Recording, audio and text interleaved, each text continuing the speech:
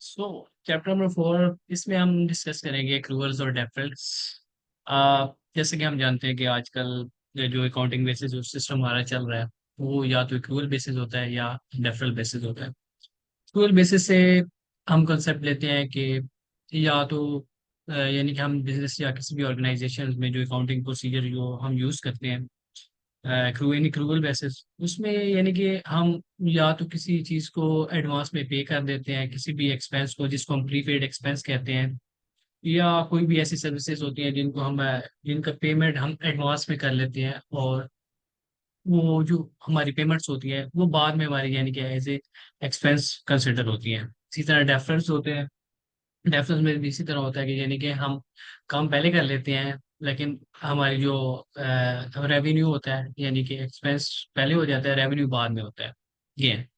सो सबसे पहले हमारे पास प्रीपेड एक्सपेंस है। प्रीपेड एक्सपेंस में यानी कि हम एडवांस में पेमेंट कर देते हैं किसी चीज़ की और बाद में यानी कि हमारा एक्सपेंस कंसिडर होता है। जैसे कि हम रेंट रेंट की एग्जांपल दे सकते हैं कि हम रेंट एडवांस में पेमेंट कर देते हैं।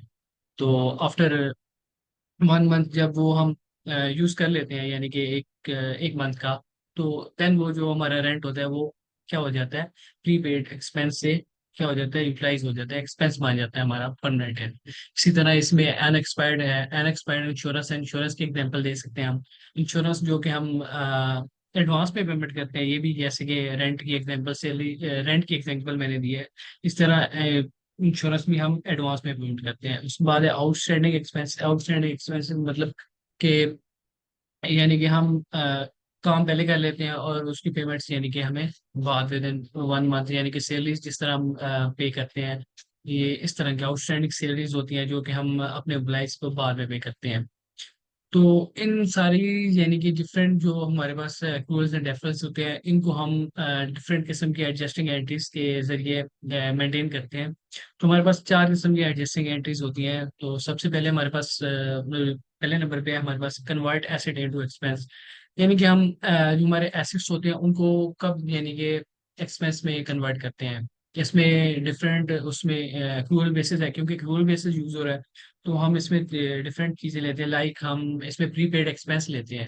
सबसे पहले प्रीपेड एक्सपेंस में यानी कि हम एडवांस में पेमेंट कर देते हैं और जो हमारा एक्सपेंस होता है वो बाद में अकर्ड होता है यानी कि बाद में इम्प्लीमेंट होता है। यानी कि अकॉर्डिंग टू मैचिंग प्रिंसिपल जब जब तक एक्सपेंस कर नहीं हो जाता तब तक हमारा रेवेन्यू या अगर रेवेन्यू हम कर रहे हैं, रेवेन्यू के परस्पेक्टिव से कर रहे हैं, तो तब तक जब तक हमारा एक्सपेंस अगर नहीं होता तब तक वो हमारा रेवेन्यू कंसिडर नहीं होगा।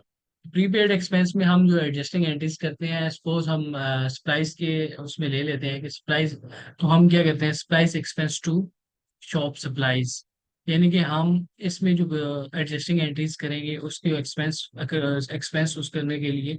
हाँ, समटाइम इसमें ये होता है कि सपोज हम एडवांस पेमेंट कर लेते हैं, तो हम अगर एंट्री कोई भी एंट्रीज कर रहे हैं तो हम अ, तब तक फिर उस पीरियड में उस डेट तक यानी कि अमाउंट कंसिडर करेंगे जब तक वो अकॉर्डिंग टू, अगर 2 मंथ की है तो हमारे पास, अगर 1 मंथ की हम एक्सपेंस ले रहे हैं तो हमारे पास जो हम कंसिडर करेंगे एक्सपेंस वो 1 मंथ का यूज करेंगे। सपोज अब सप्लाईज में अगर 2 मंथ का है, प्रीपेड एक्सपेंस में अगर हम बात कर रहे हैं सप्लाईज की, तो हम 1 मंथ का लेंगे, तो हम यहाँ पे supplies expense to shop supplies करेंगे। इसी तरह इंश्योरेंस भी प्रीपेड की उसमें आती है क्योंकि इंश्योरेंस भी हम एडवांस में पे करते हैं। तो इसके लिए जो हम एंट्री करते हैं वो है हमारे पास insurance expense to unexpired insurance. यानी कि ये जो एक्सपेंस हो गया है, यानी कि जो जितने अरसे की यानी कि हमारे पास यानी कि एक्सपेंस अगर हो गया है, हम उसको यानी कि एडजस्टिंग एंट्रीज के तौर पे लिखते हैं।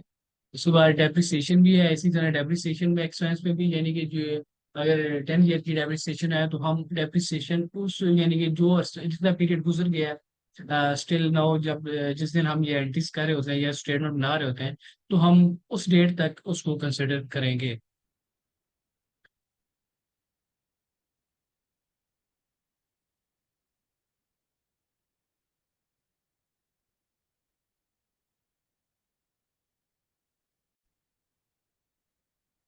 जिसके बाद है हम सेकंड नंबर पे कन्वर्टिंग लाइबिलिटी इनटू रेवेन्यू। यानी कि जो हमारी लाइबिलिटी होती है हम उसको रेवेन्यू में कब कन्वर्ट करते हैं, अकॉर्डिंग टू आवर प्रिंसिपल।